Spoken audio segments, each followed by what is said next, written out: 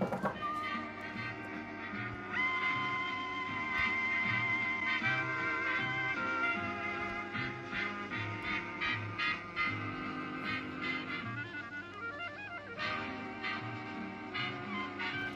everybody,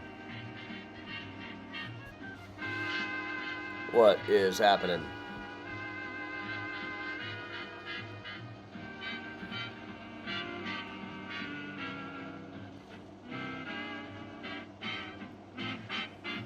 Hey Karen. Hey Beth. Benny Goodman, ladies and gentlemen, the man with the flowered clarinet and the even Hey, more Sarah. band who purveys assorted rhythms, all danceable, in the urban room of the Morning, Congress Betsy. Hotel Hey, in Lorena. Chicago. Just literally stepped into the door. Berlin's greatest hit, Hey Heather. Blue Skies. Hey Sue, Mona, anybody might have missed? Hey Kathleen, hey Cindy. Mona, did you say we do Find a Grave on Thursday this week? Last week.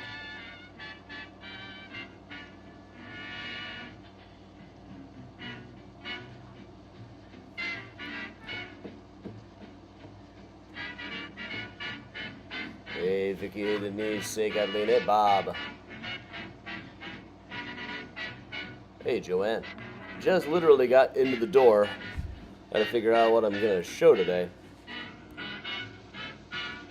Man, am I hungry. I've had like a slice of gas station pizza in the last couple of days. Okay, I can show you some stuffs.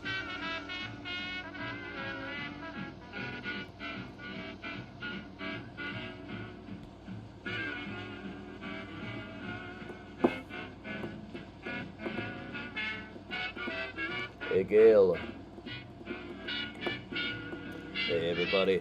Last night Bob was excellent. Musically the band was way tighter than they had been the first night. Setlist was not as absurd but still full of surprises. He did Stella Blue by the Dead, the song that I've been obsessed with lately. His own Shooting Star for the first time in 11 years. I had as an old Brewers hat. Yeah, Trapper. It was something. I managed to, through some luck and sneaking, I ended up in second row center of the amphitheater, which is night and day different from being far back on the lawn. Wow. And Plant and Krauts were doing Battle of Evermore just as the sun got underneath, and I was like Will Smithing it, trying to block it. It was so bright in there. Dragon of Darkness wouldn't stand a second. Hey, Dad. Yeah, Dylan was terrific last night. It wasn't, in a way that even the crowd dug it. Whereas the first night, everybody was, most of the, those of us who were like hardcore Dylan fans were like, what was that? That was incredibly strange. And everybody else was, huh? Well, fresh printing it is more proper. Will Smithing it is a hair thing. Well, that's for the adult tour.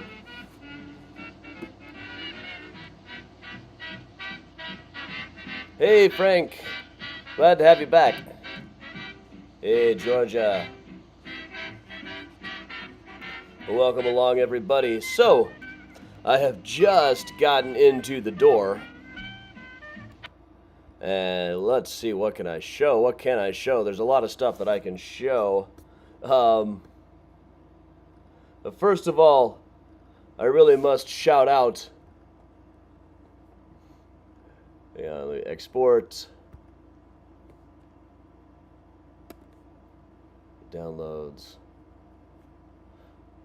Now, at the show, both of the Atlanta and the Charlotte shows, there were a lot of sandals, a lot of overalls in evidence, a lot of people barefoot, and a lot of people in sandals and a lot of polo shirts, that weird Atlanta mixture of overalls and polo shirts. But I definitely want to shout out this guy. This is Nick. He was a big Willie fan. He's holding up a copy of Dylan's John Wesley Harding. This was his first Dylan show, and he loved it. He was having a blast. Got a selfie with him later. Interesting character, that Nick. But I love this shot. It's like a Renaissance painting or something. All right, so a couple of days ago, I did hit the microfilm room. So what can we talk about from the microfilm room today? Let's move down so I'm not quite so big here. There we are then. And so at the WTTW thing a couple of weeks ago, we got to talking about old newspapers. And somebody mentioned Octavio, is it Sunday? I don't know.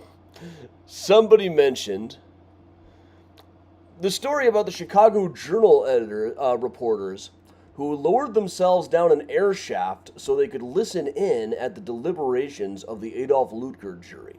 Now, Adolf Lutger was accused of having murdered his wife and boiled her body down in a sausage curing vat, and Chicago Journal is definitely putting out extras. I gotta think, I should really go actually see those articles. They're fairly famous in and of themselves. There's Mr. Lutgert, and there's the jury. And indeed, in these articles, they are giving a lot of details about who's saying what in the jury room and what is going on in the jury room. And even noting in the journal's write-ups, the jurors were astonished to discover that their secret deliberations had been made published by the journal, which really seems like they were just kind of asking for trouble here. The next day we have, well, for one thing, in this one from the next day, we've got charges of bribery against one juror. And over here on the other side, first we'll see some of the drama from the courthouse. And then Pullman dies suddenly. Let's just tempt a little bit of wrath here. Yeah, I'm kind of amazed it didn't become a mistrial because of this. I'd have to look up a little bit more. Then a couple of days later, you've got extra. Lutgert's fate hangs on 2 jurors' votes. Thanks to the Journal's clean scoop. It was the only paper in Chicago to print a reliable report of proceedings from the Lutgert jury. So a couple of days later, they even went so far as to say how they did it. And it was too big of a scan to get all on one shot. There's just about all of it here. They had a whole diagram. How the Journal heard the jury. I can't believe they admitted this. Just days later. Brave deeds of several reporters. Details of the daring scheme to outwit rival papers. You know me. I love a good daring scheme. So they have this whole diagram of inside of the courthouse where they had lowered a guy down on a swing so he could listen in and report back what was going on in the jury room. And they just printed it out on the front page.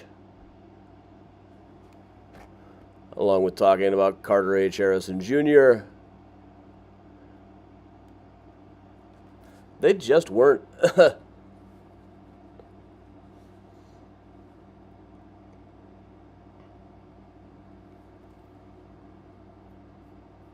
Yeah, there's a lot of cases where I feel like it's amazing they would have totally gotten a mistrial today.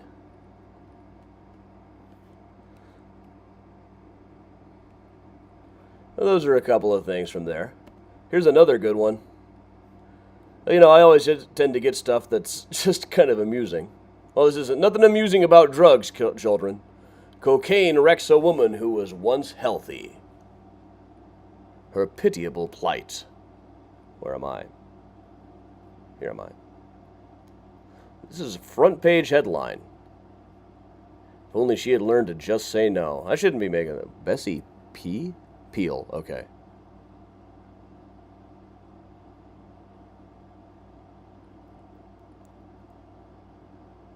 Shouldn't really be making light of it. There's a dangerous lesson here. Also found one of the guys who hired Frank Lloyd Wright to build a house was featured in an article about drugstores in which he insisted that he did get 5 or 6 transients a day asking for cocaine, but he would only fill it with a prescription.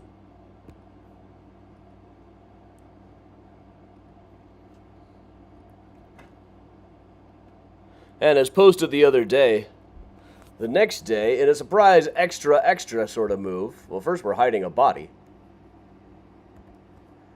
And Pullman cuts off his sons with $3,000 a year in his last testament. Proves to be a sensation. Now, you could do very well on $3,000 a year in those days. But that was definitely not the lifestyle that these guys were used to. One of their fiancés dumped them pretty much immediately. It's not like you would have dated either of these kids for anything other than the money. Maybe one of them had, I don't know, bow hunting skills or something.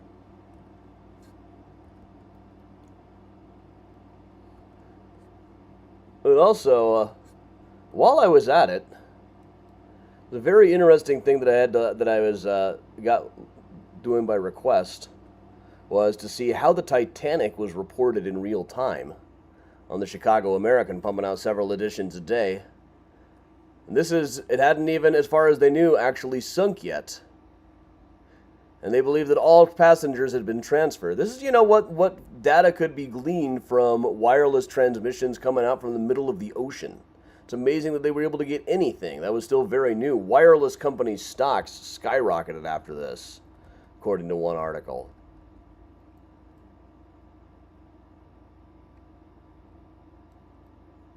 Early on, it was being reported that it was in tow.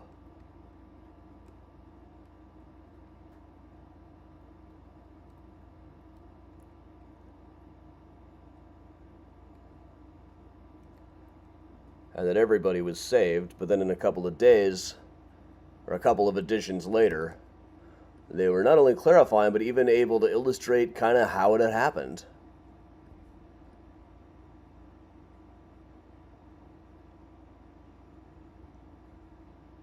With a photo diagram.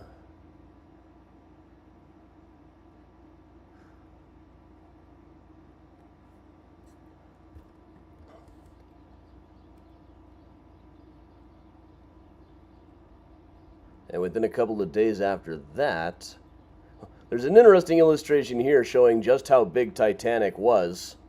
For Chicagoans' reference, it was from Madison to Lake Street.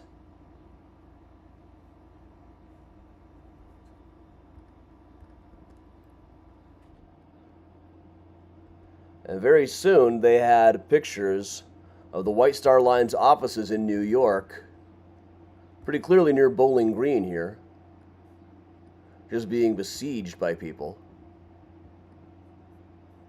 And a whole lot of drama about whether Astor's body had been found.